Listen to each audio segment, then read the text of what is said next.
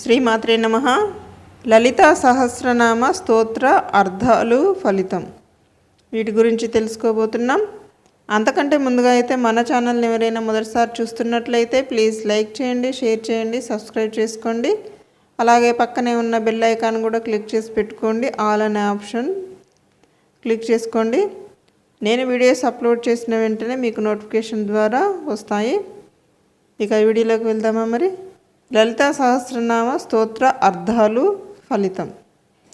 లలితా సహస్రనామ స్తోత్రం వ్యాసప్రోక్తం కాదు. అది సాక్షాత్తు లలితాదేవి యొక్క అనుగ్రహం చేత, ఆమె యొక్క ఆజ్ఞ చేత వశిన్యాది దేవతలు పలికితే ఈ స్తోత్రం ప్రచారంలోకి వచ్చింది.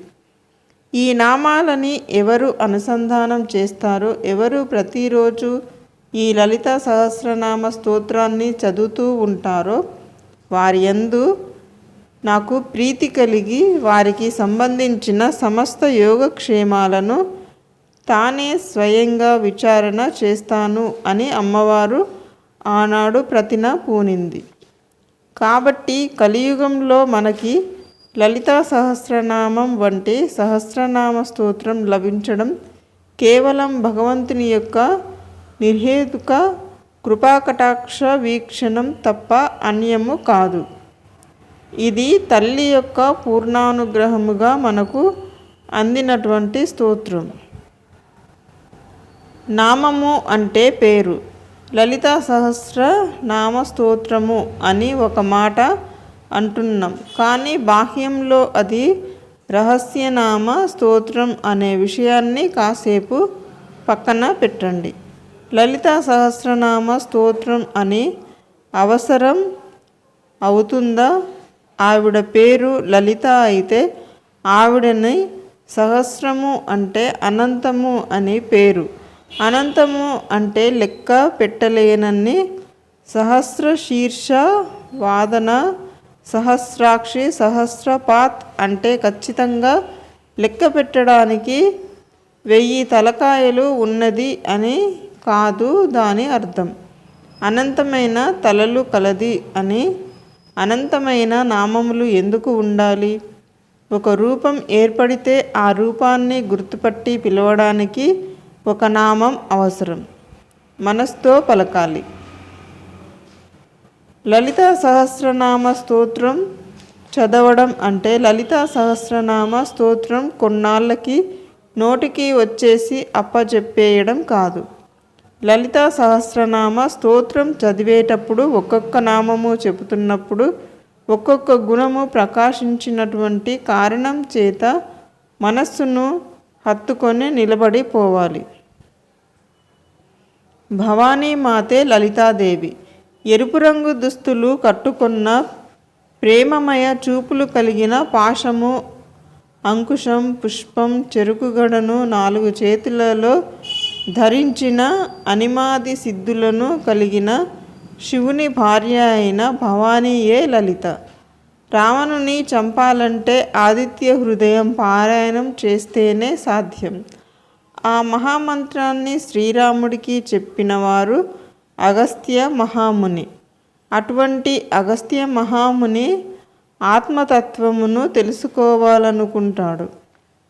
ఆ విషయం ఎంత త్వరగా తెలుసుకుంటే జీవుడు అంత త్వరగా పరమాత్మను చేరుకుంటాడు.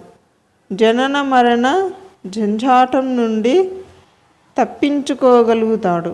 అందుకు గాను అగస్త్య మహాముని శ్రీ లలితను స్మరించేందుకు నామతారకమును అనుగ్రహించవలసినదిగా హయగ్రీవుడు అను మహామునిని కోరుతాడు.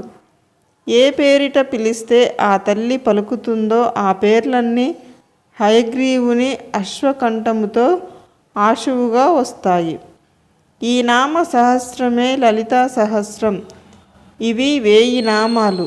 ఇందులో కామాక్షి, పార్వతి, దుర్గా, మహాకాళి, సరస్వతి, భవాని, నారాయణి, కళ్యాణి, రాజరాజేశ్వరి, మహాత్రిపుర సుందరి, వైష్ణవి, మహేశ్వరి, చండిక, విశాలాక్షి, గాయత్రి అనేక దేవీ రూపాలు కనబడతాయి.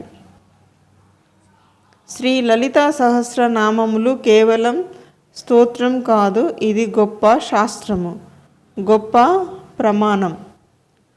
183వ శ్లోకములో చెప్పబడినది.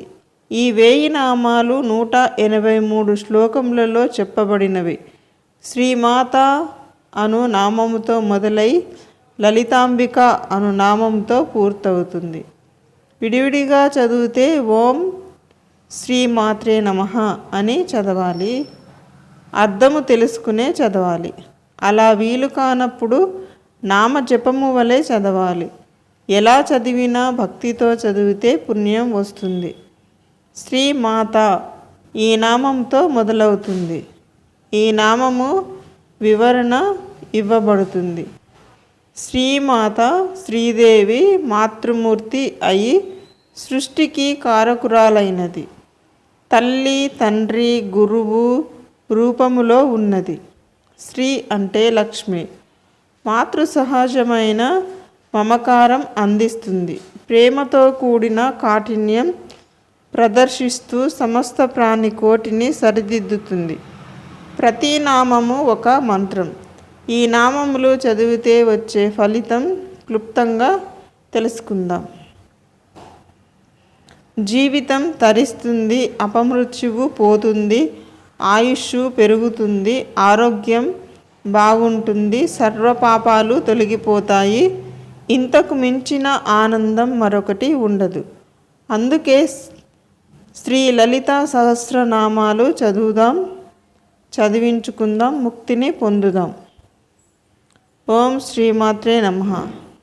ఓకే ఫ్రెండ్స్, ఈ వీడియో కనుక మీకు నచ్చినట్లయితే లైక్ చేయండి, షేర్ చేయండి, సబ్స్క్రైబ్ చేసుకోండి. Thank you friends, thank you very much.